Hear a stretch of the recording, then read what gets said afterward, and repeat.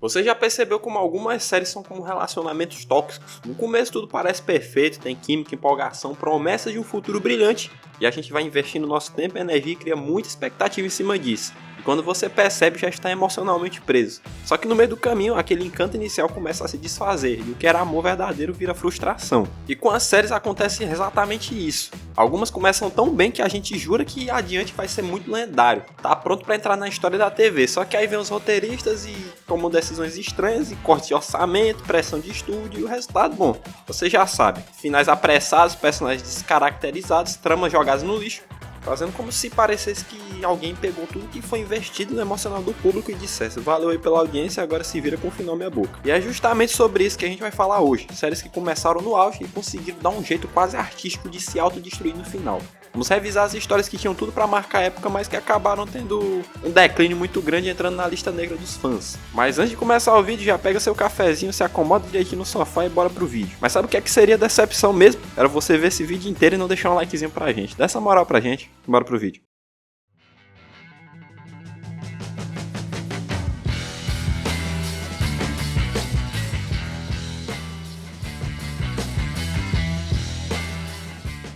Para começar a nossa lista de decepção, não poderia ser outra série, Game of Thrones. Game of Thrones não era só uma série, era um fenômeno cultural. Você lembra daquela época?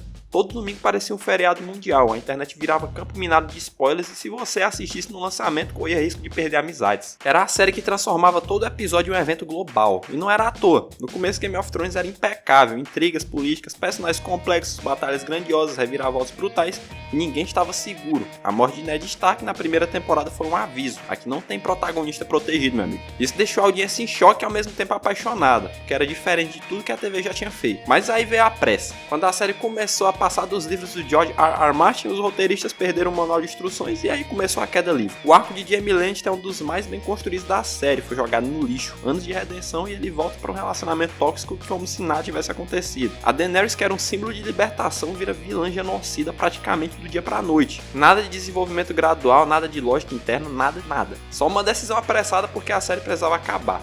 E o Trono de Ferro, o símbolo de toda a narrativa, é literalmente derretido. Sim, anos de guerra, intriga, sacrifício para terminar com um dragão surtando e queimando uma cadeira de ferro. E o pior é que o final não foi só ruim, ele fez todo o caminho até ali parecer inútil. Todo aquele investimento emocional foi reduzido a poeira. Game of Thrones não só decepcionou no final, mas conseguiu manchar a própria jornada. E a próxima da nossa lista é Dexter. Dexter foi uma daquelas ideias que você olha e pensa: isso não vai funcionar, mas funcionou.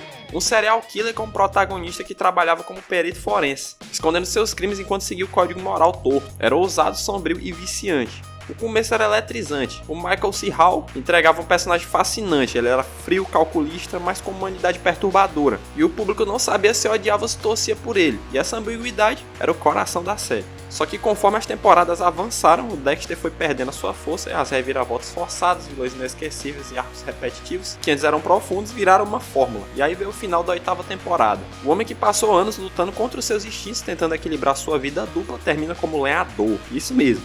Dexter vai viver isolado numa floresta, como se cortar madeira fosse a solução mágica para todo o conflito existencial que carregou quase uma década. A reação do público foi devastadora, tanto que anos depois criaram um revival de Dexter, só para tentar consertar a lembrança, e até que deu uma sensação de encerramento mais digna, mas já manchou. Próximo da nossa lista é Lost. Lost foi revolucionária porque não era só uma série, era um quebra-cabeça global. Um avião cai numa ilha misteriosa, sobreviventes tentam entender o que está acontecendo e cada episódio surgem novos enigmas. O público pirava e os fóruns explodiam com teorias. Cada detalhe era analisado como se fosse uma pista de crime. O início foi brilhante porque tinha mistério, suspense, personagens cativantes e a sensação era de que cada peça fazia uma trama grandiosa e que em algum momento seria revelada. O problema é que os criadores estavam mais preocupados em criar perguntas do que respondê-las. E a cada temporada novos elementos surgiam.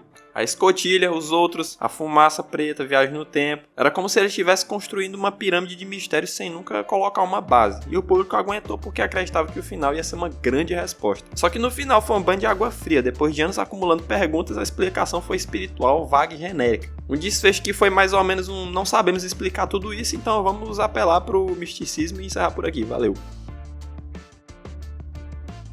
E agora na nossa lista, How I Met Your Mother. How I Met Your Mother parecia inofensivo, um sitcom leve e divertido com um grupo de amigos em Nova York, mas ele se diferenciava de outras do gênero porque tinha um truque narrativo. Tudo era contado por Ted no futuro, explicando aos filhos como ele conheceu a mãe deles. E foi muito genial. Durante as 9 temporadas, a série construiu expectativa entre piadas, momentos emocionantes e romances complicados, e o público esperava um grande final, a aparição da mãe dele. E quando ela finalmente chegou, foi perfeita. A Tracy era engraçada, carismática, e a química com o Ted foi instantânea, todo mundo que assistiu se apaixonou por ela. E tudo indicava que a espera tinha valido muito a pena, mas aí veio o final.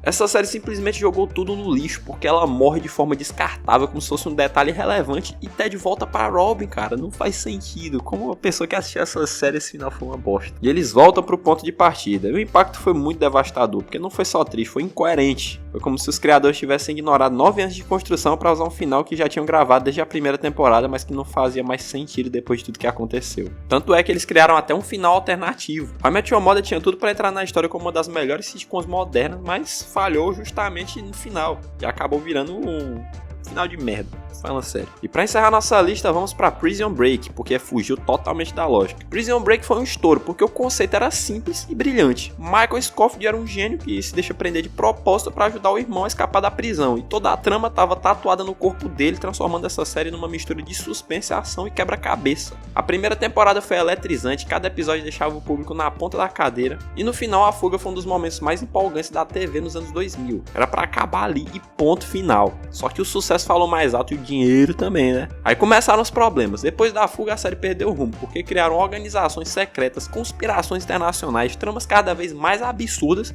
e o que antes era sorte e genialidade de um plano de fuga virou uma novela de ação genérica mexicana, cheia de soluções convenientes e vilões caricatos. Prison Break acabou virando um exemplo clássico de série que não sabe onde parar, e em vez de se despedir no auge, ficou insistindo até virar a caricatura de si mesmo. A primeira temporada continua sendo uma joia, mas o restante a gente prefere nem lembrar isso aí. No fim das contas, o que todas essas séries têm em comum é que elas começaram com ideias geniais, conquistaram multidões e em algum momento simplesmente se perderam. Às vezes por ganância, tentando esticar demais uma história que já tinha acabado, outras vezes por falta de planejamento, criando mistérios que nunca seriam resolvidos e em alguns casos por simplesmente a pressa de encerrar logo, sacrificando a coerência narrativa em nome da conveniência. E é por isso que até hoje, quando alguém fala de Game of Thrones, não lembra da Batalha dos Bastardos, um episódio incrível. Lembra da Daenerys surtada, quando falam do Dexter, não lembra de vilões icônicos, lembra do Lenhador. E quando alguém cita Lost, não lembra do choque da escotilha, lembra da igreja. Esses finais ruins não só destruíram suas próprias séries, mas roubaram algo que o público gosta, que é a confiança. Porque nós investimos tempo, emoção e expectativa, e quando o desfecho não entrega, o sentimento é de traição, não apenas de decepção. É como se a série tivesse quebrado um pacto silencioso com o espectador. E talvez esse seja o nosso grande aprendizado. Nem toda a história precisa durar para sempre e nem toda a série precisa de 10 temporadas. O segredo muitas vezes está em saber onde está o auge e parar por ali. Encerrar enquanto ainda tem o brilho. Bom, galera, esse vídeo vai ficando por aqui. Se você gostou, já peço para você deixar o like, se inscrever no canal, ativar o sininho para notificações e até o próximo vídeo. Let's go. I wake up to a little bit of drool on my pillow, feel like it's gonna be a bad day. Yeah, I'm tired of shit and the coffee ain't hit yet, damn ain't that great. I don't wanna go to work cause my boss is a jerk and I'm not even that paid. I need a